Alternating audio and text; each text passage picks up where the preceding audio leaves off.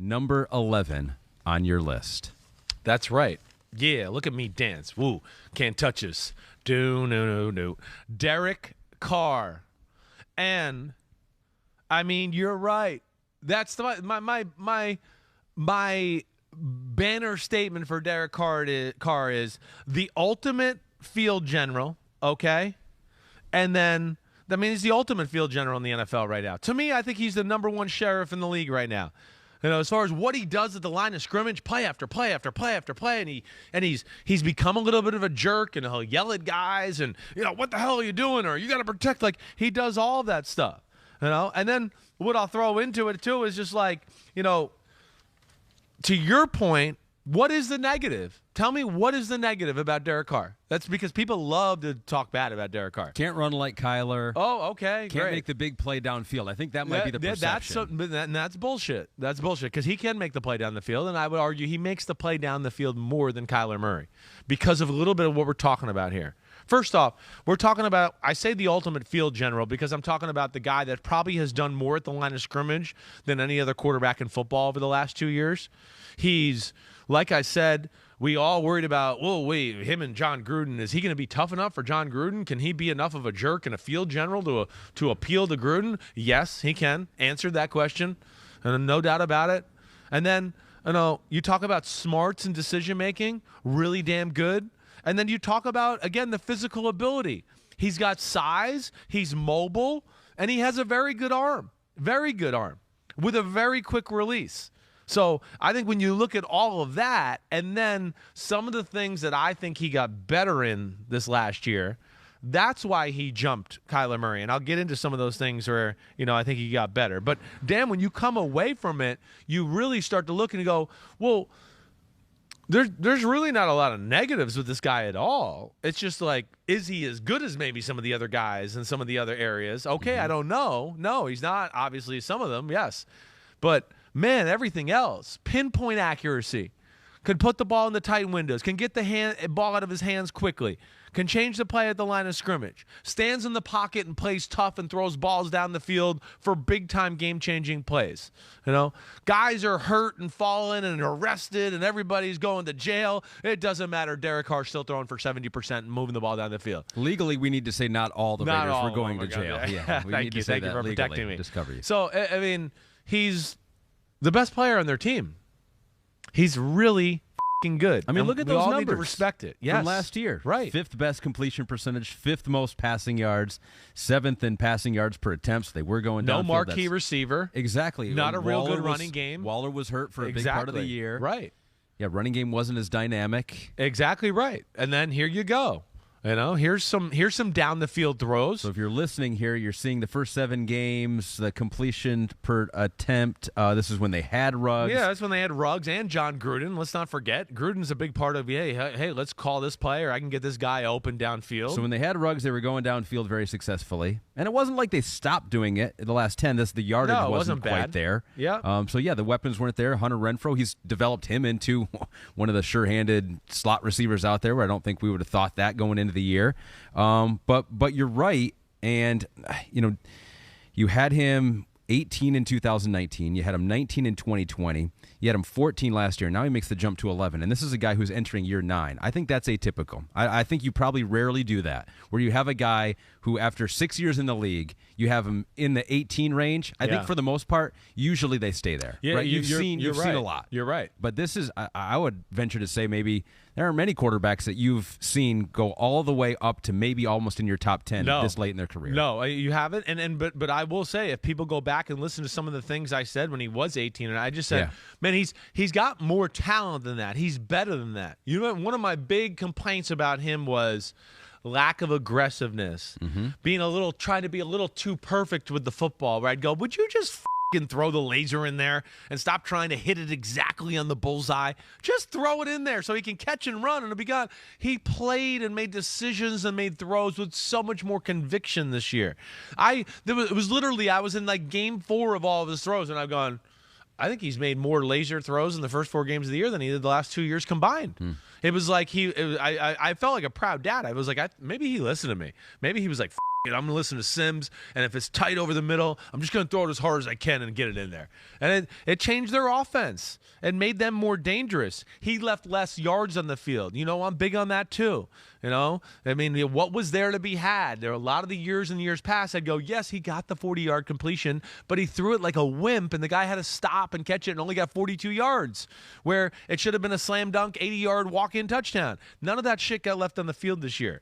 That's where I think he went to, the next level. A lot of throws of like, ooh, there's not really anybody open. Damn, he put it in a tight window. Sure. You know me, I grade that stuff a little bit more favorably maybe than other people's. And then in the pocket too. That's the other thing. The motherfucker is tough. I'm talking like this because I get a little sick of like people crapping on Derek Carr all the time, honestly. Even Raider fans. I know. Maybe especially Raider fans. And I get sick of it. And I want to go, he's the best player on your team. Who's better than him on your team? Max Crosby, maybe. Okay, Darren Waller, all right. But he's definitely like on the Mount Rushmore of your football team. And you can win a Super Bowl with this guy. You can do that. And that's where I think I get a little frustrated with it. But like in the pocket, tough, people bearing down on him, boom, doesn't matter. He does have the ability to throw with different arm angles. The other thing you realize too is how much he, gets to the top of the drop. They did not have great pass protection, as you mentioned, or a run game this year. And how many times he kind of runs up in the pocket and he's pump faking and he's like gonna run. Oh, and then he's like, oh wait, there is somebody, and he throws the ball as he's kind of running up and just about to hit the line of scrimmage. I mean, holy shit, there's 4 or 5 of those in every game. So I have a lot of respect for the adjustments the guy made in his career, not only personality wise, but I think he's made some physical adjustments that have made him better to where, I mean, there's no doubt if Tom Brady retires, he's a top 10 quarterback. But Tom Brady stayed, so he's staying at 11. All right, and that's he can talk to Tom about that. There's a lot of people that will want to put team success on the quarterback. We do that all the time. Right. We do that from time to time. Sure. They almost beat the Bengals. But that's in the what I mean. playoffs. Nobody wants to give him but not him. Yeah. Like, well, we want to give the quarterback for all the 6, but for some teams, the Raiders, let's find something else to talk about. Why? Right. Carr? Yeah. He's kind of a nerd. He's not that cool. So it's just because you don't swear, I know, doesn't mean you're not cool. Exactly. You're living proof. We know that. He's got great Maybe touch. There's other proof out there. Got great touch. I mean, how many throws can he make? Blitzed, people in his face, and he tosses a 30-yard crosser that touches the moon and falls right in his receiver's lap. The release, that's the other thing too. The ability to just boom and get the ball. His releases it's up there with the quickest in football. So there's like a lot to like about the guy physically, the mental part of it, the leadership part, effect of the team. He has a real effect on the team. They love him. Davante Adams came there for one reason, Derek Carr. Well, that's the thing, too. There you go. A lot of people, when you make your list and you have Tom Brady at 35, no, never that low. But when you have him down in the top 10, people say, well, there's more to Tom Brady than just the quarterback. It's who he can recruit there, which is true. Sure. But hey, Derek Carr just recruited Davante Adams. They knew each other in college. And actually, you read back on some of the stuff David Carr was talking about this on NFL Network, I think. Right. Or maybe it was on the Rich Eisen show on Peacock, about how they've been trying to make this deal happen for 5 years because right? Davante Adams fell in love with Derek Carr when he took his recruiting visit back at Fresno State. And so he's just as good. I mean, there's not many players out there that are going to say a bad thing about Derek Carr. No, there's not. I mean, Khalil Mack was his best friend. He's not as nerdy as everybody thinks he is. That's where he's very secure in who he is. Exactly. Right? That's he's the point. He's like you. He owns it. He knows who he is. I don't swear. Right. I go home. I'm kind of boring. I think you are, at least. It seems that way. Yeah. And yes, but he is who he is. He's very comfortable in that. Yeah. He says that. He said it to me early on in his career. And he early in his career, he showed the ability to be this guy. And then he did. He fell off for a few years. I think he got a little, he had some bad coaching. I think he got a little careful playing the position a little. He has found the right mix of being, on the field general, aggressive, push the ball down the field. Oh, wait, this game I got to take care of it and be a little more surgical. He's got it. And like you said, they were there in Cincinnati with not the same time of talent the Bengals had. And he was jamming a ball into the 2-yard line and almost there to win a football game or at least tie it, or was it to win it? It was to win it, right? You have a better memory than me. I think they were close. I don't know. there was a whistle that happened randomly during play, and that threw things off, did too. happen. Made the game weird. So the final thing with Derek Carr, like the big thing going into this year, I guess, is how will the change in coaches affect him? And you know Gruden very well. You know Josh McDaniels very well. One of the things that McDaniels did, the first player he called apparently was Derek Carr.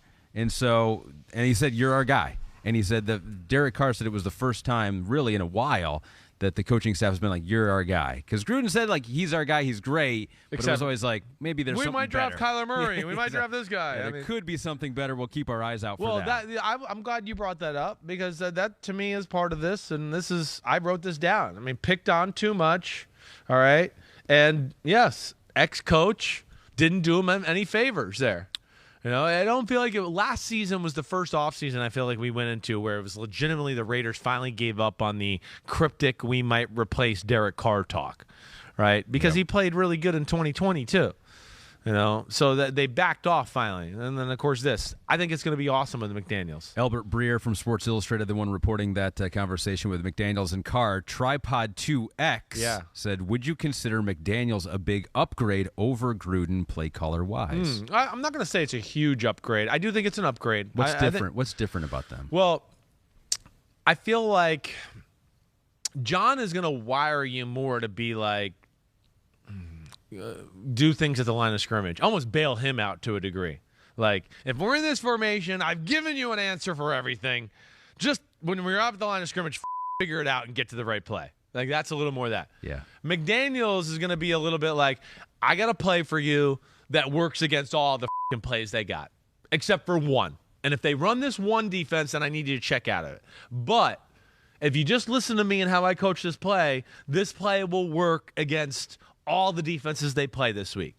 And that's where it's a little different. I think it's going to be a little bit more friendly and easy for Derek Carr. You know, he's got to learn some of the offense, and there's definitely, I mean, he's probably like, wait, you guys call the formation this? And he's probably like, because it's a totally different like language, totally. So, but once he learns that, I think he's going to find that, wait, I can just go to the line of scrimmage and like, just run the play. I don't have to worry about it. Like, coach told me, okay, it's cover 4. Now I got to read it this way. Oh, it's cover 2. I got to read it a little differently because the coach said, okay, I got it.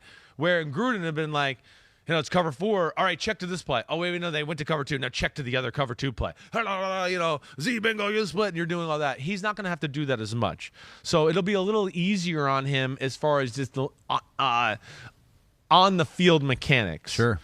Mentally, it's still going to be a lot of thinking and things you got to worry about in the huddle and everything like that. But I do think this is going to be an upgrade and a good thing. And he's exactly what Josh McDaniels wants. I mean, that's to me. I mean, McDaniels has him, you know, Waller and Davante Adams. It's like his version of Brady, Gronk, and Julian Edelman. If you want to make a bold prediction, you could predict Derek Carr leads the NFL in passing yards this year. Ooh. I saw that out there somewhere. I think it was NFL.com. I'm not sure if I believe in their receiving core quite yet to go there. And I do think McDaniels will get them back to the run game, which could hurt maybe his passing yard stats. McDaniels isn't going to be cool with like, not yet in year one where he's going to be like, we're going to be like Brady in 2007 and we'll just throw it 48 times a game.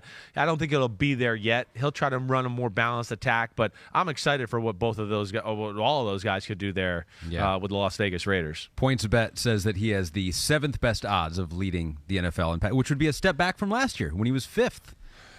He's tied with Dak and Joe Burrow for odds to lead the league in passing yards. We'll see. So it would be a bold prediction, but maybe that running game will be a little bit better. Hi, I'm Mike Tirico, and thanks for watching. Make sure to hit subscribe for the latest news and highlights from NBC Sports.